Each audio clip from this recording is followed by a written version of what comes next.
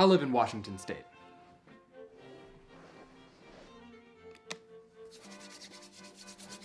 We're not New York, but we still have one of the highest cases of coronavirus-related deaths in the US. So consequently, we're under a stay-at-home order, or quarantine. And because of that, the majority of us look like this. I came in with a new 40 Glock.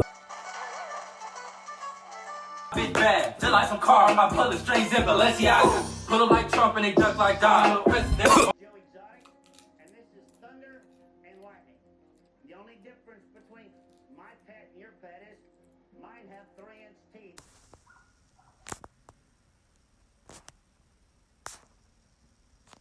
There's a fairly large spectrum of how people are dealing with this crisis. So, on one end are the people who think that this is blown way out of proportion. And on the other end are the people who have hoarded the grocery store inside their house and they won't step foot outside.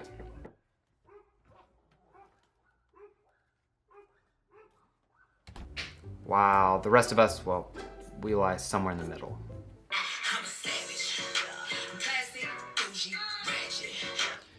Look, whichever one you are, I'm not gonna judge you. Okay, I'm gonna judge you. But in all honesty, I'm scared too. Not really for myself, but for the people that I love and for the state of the world. And I'm sure a lot of other people are in the same boat. I mean, look, I'm using Kleenex right now for toilet paper. So whichever asshole at Fred Meyer decided to buy all the toilet paper, you suck. In any case, we just really don't know when this is gonna end. And we don't know what's gonna happen afterwards in the inevitable global recession. It's just scary, especially when you're isolated, alone, and unfortunately, a lot of people now jobless. Look, I don't think that I'm dealing with this situation perfectly, but I still would like to share my perspective on it to my 0 subscribers. I just feel like, I don't know, I can be optimistic about it. Well, as optimistic as you can be.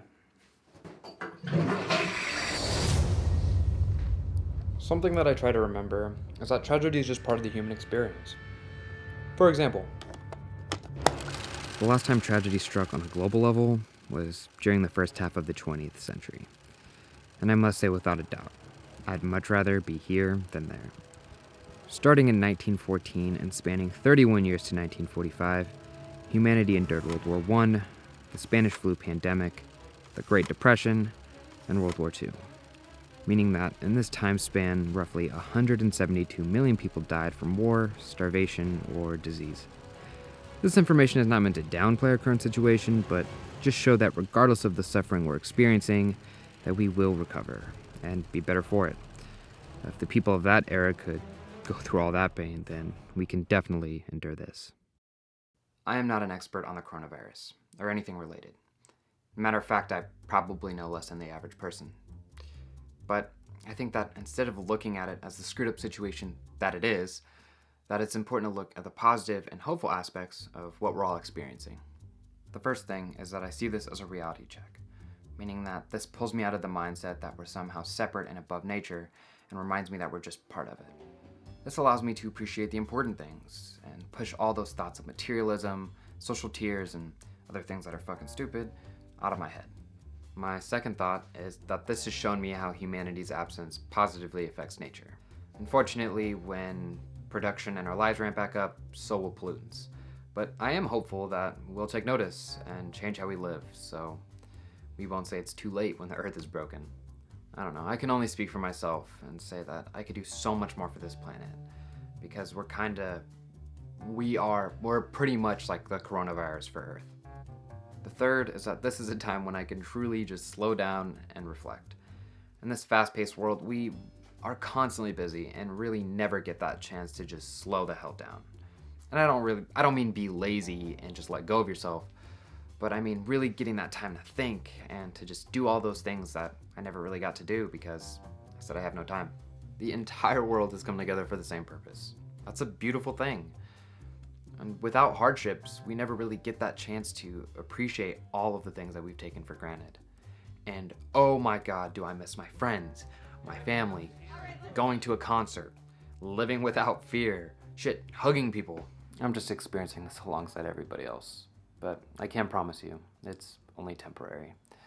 We're all learning and working together, and I really do see some amazing things happening alongside the really bad things.